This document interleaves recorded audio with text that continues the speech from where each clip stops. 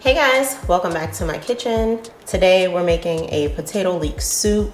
This is my first attempt at making this recipe. So I did some research online just to see what the traditional ingredients were in a traditional leek and potato soup.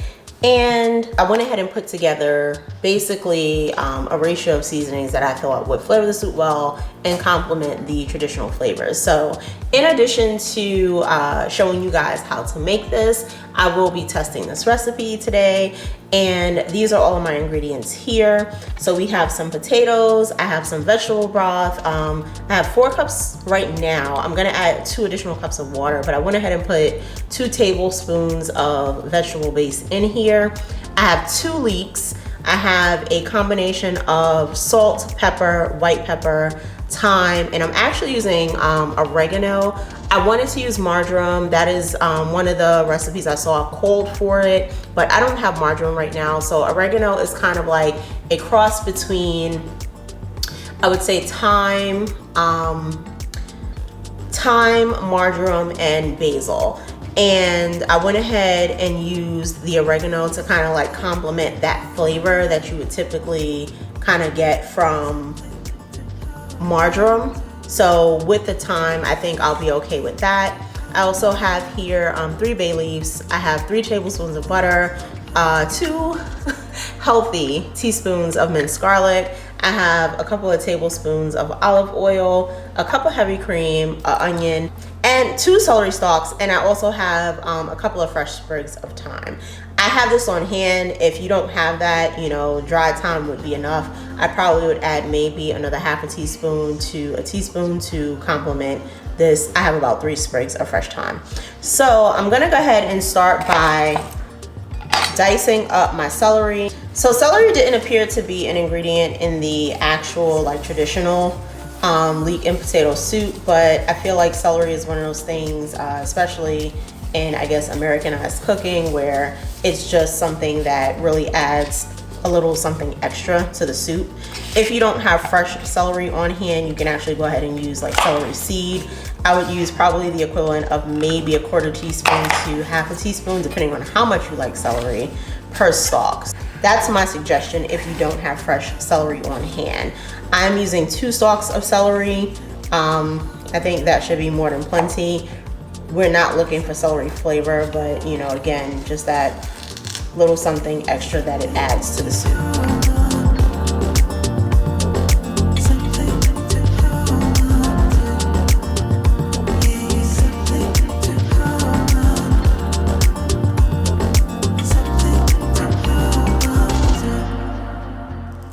Next, I'm gonna just dice up my onion. This was also something that was not like a common thing in the traditional recipe. However, I am going to add it as well. It's going to add another note of onion flavor to the actual soup because leeks have like kind of an onion flavor. If you're not someone that likes onions like that, I probably would suggest leaving the regular onion out. And then I'm actually going to go ahead and make this soup in my Instant Pot today. I have some other recipes that I'll be filming for today, so I'm gonna go ahead and alleviate using the stove and save that room for those. Since this is going to be a soup, we can pretty much leave this unbothered once we get all the ingredients in.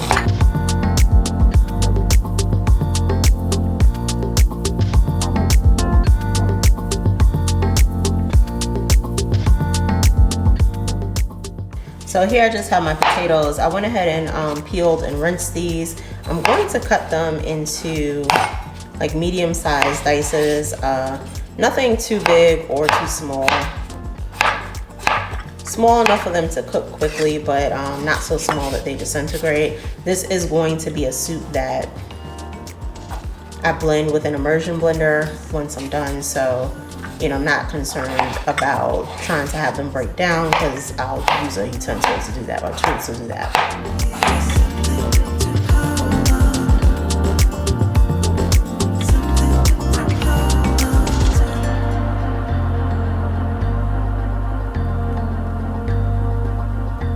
So now that I have my potatoes cut, my onions cut, and my celery cut, I'm going to go ahead and move those out the way so I can actually get the leeks cut and separated. With leeks, you want to be sure to cut them. You want to use maybe you know, just up to this portion right here. You don't really want these leaves in. They're extremely bitter. Nothing good will come from that in your food, but we want to make sure that we get these cleaned really well because of how they grow up. They accumulate sand as they come up out of the ground, so we don't want that in our food either. So I'm gonna go ahead and cut those up and give them a really good rinse, and then we'll start cooking.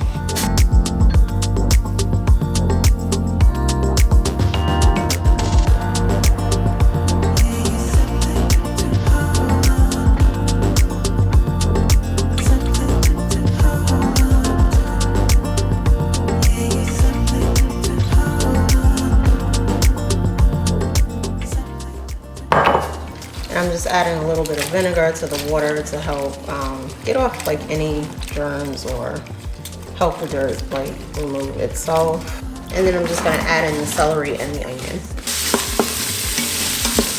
So you guys can hear it starting to sizzle. This is gonna give us a good mix. And we're only looking to sweat these, not looking to brown them.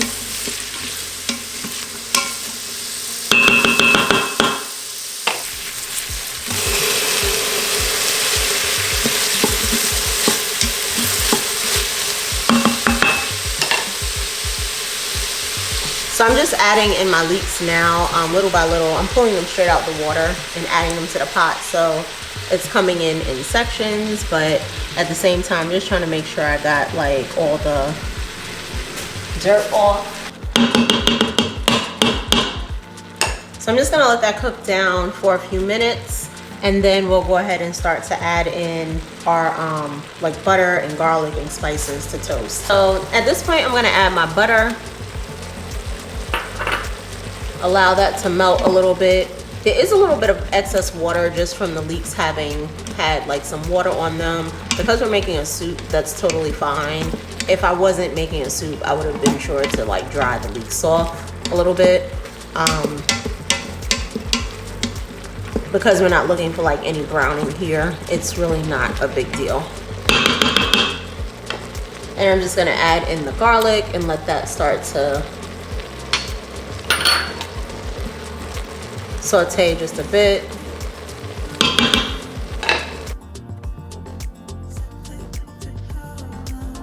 So at this point, I'm just gonna take all of my seasonings and dump them in. Just give them a quick little mix before you do that. And that should be plenty of seasoning. However, as always, when cooking, taste your food. So once this cooks a bit, I will open it up and taste it, and I will adjust the seasonings where needed. I'm starting with 2 teaspoons of kosher salt because what I have found is that when you're cooking with as much water, you want to make sure that the water is well salted. I'm only doing 2 because I am using broth, and the broth does have some salt content in it. So I don't want it to be too salty, but potatoes do need salt. So, you know, I will adjust it at the end. So the 2 teaspoons to start with, I think is a pretty good go. So I'm actually gonna go ahead and add 1 more cup of water instead of 2 for right now, because I do have to add heavy cream to this. You just want to remember that once this is done and emulsified, you don't want the soup to be watery. You want that thickness of the potato to actually come through. So I'm gonna go ahead and put that on there. I'm changing this over to soup so that it can begin to cook on soup. Potatoes have turned a little brown because they've been sitting out, but that's okay. So I just went ahead and dumped them in. And as of right now, it seems like we have a pretty good ratio of like water to potato. So I'm actually gonna let this just cook on soup, which is basically like pressure cooking. So I'm gonna do that for about 12 minutes. I'm gonna go ahead and check the potatoes after that, check the seasoning, and then add in the heavy cream, and we'll let it cook for another few minutes, and then the soup will be done. So if you guys do this in an Instant Pot, definitely be careful with the steam release, like the quick release. Don't be like me, I definitely just burnt myself. But our soup cooked for 12 minutes on high pressure. So typically what happens with like the pressure, you end up, like the pot still has to come up to pressure. So, you know, it's still cooking while it's coming up to pressure.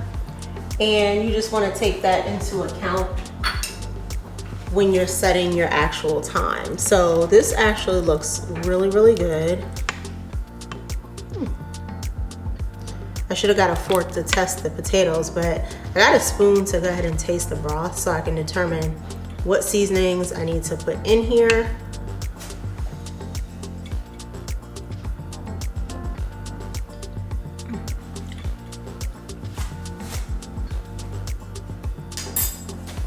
And honestly, that's like pretty perfectly seasoned. So all I'm going to do is remove the bay leaves, if I can find them all. That's important because we do have to blend the soup.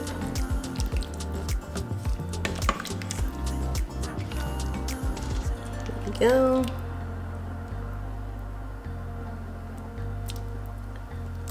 And just be careful while you're doing this.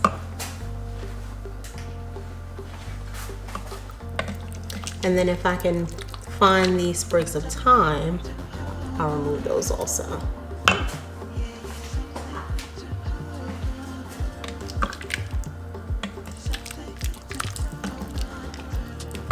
So at this point, all I'm gonna do is add in my heavy cream. So a cup of heavy cream here. And give that a good stir.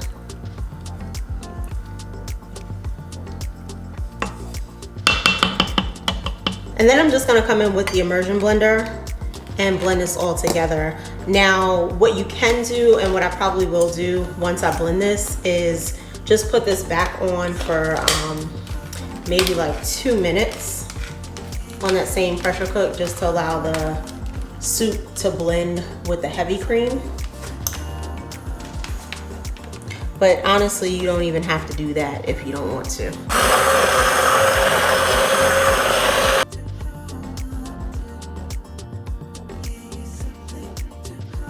But just be careful if you're using an immersion blender to make sure that you stay underneath the soup so you don't have hot soup splashing on you.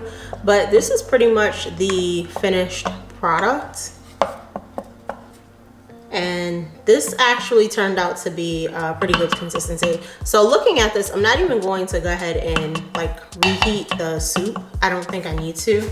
And just one more taste with everything blended together.